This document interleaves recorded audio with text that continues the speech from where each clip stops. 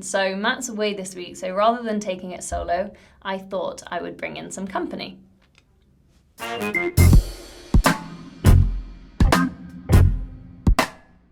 Just kidding.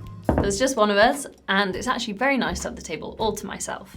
So I think if I get started with the news of a new code deemed quite transformational in terms of protecting children's privacy online. So therefore, social media sites, online gaming sites, and streaming services that are used by children will have to abide by a new privacy code set by the UK's data watchdog. Other services might include toys that are connected to the internet and also educational websites. So the Information Commissioner's Office published this new code of conduct on Wednesday, and they hope that the changes will come into effect by autumn 2021. So the code includes a list of 15 sort of standards that companies behind these online services must comply with. They must provide this kind of baseline data protection for children. So the standards also are listed to include location settings that would allow a child's location to be shared will be turned off by default, and privacy settings will be set to high by default, and these nudge techniques that can encourage children to weaken their settings will not be used.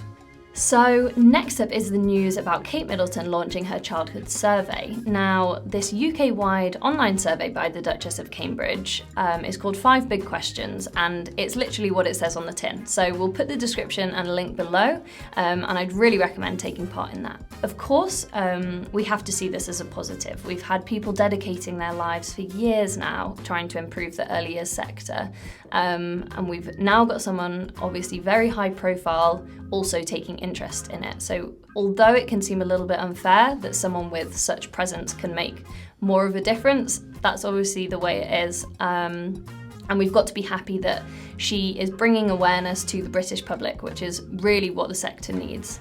And we've seen it working before. Again, for a long time, people pushed for better nutrition in the early years. And what it took was Jamie Oliver coming in, saying his piece, and changes were made. So moving on, the news on Ofsted Chief Inspector Amanda Spearman launching her 3rd annual report, which was released last Tuesday.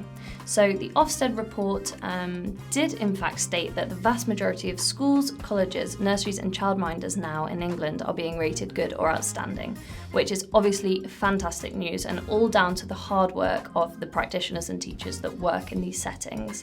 Now that being said, there are obviously huge issues still facing the early years sector that we've gone through before, but it's so important to highlight that this is still a problem.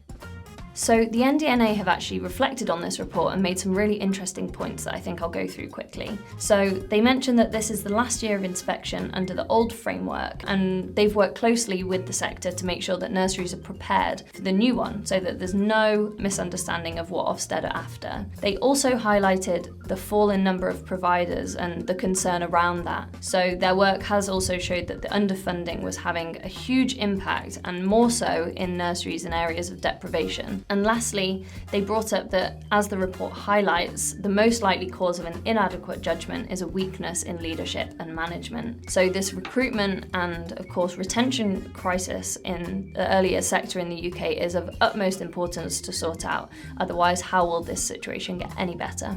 So, last story for today, which is news just in yesterday, that Kids Planet is now the 3rd largest UK nursery group, just behind Busy Bees and Bright Horizons. So this comes under the acquisition of 8 Kids Allowed nurseries, and Kids Planet now has 52 nurseries across the Northwest and the Midlands, which serves 6,000 childcare places, and they're also running their own training academy. So before we go, I'd just quickly like to mention the launch of Family's brand new community. So essentially it's a place where it's easy to connect with other family users, with the family customer team, with the family product team, bringing the people that matter closer together. So I will put a link under the video, and it'd be really cool if you could head on in and check it out. And as always, please remember to subscribe to these Early Years Weekly videos to stay in the loop with all the latest news. And I'll see you next time.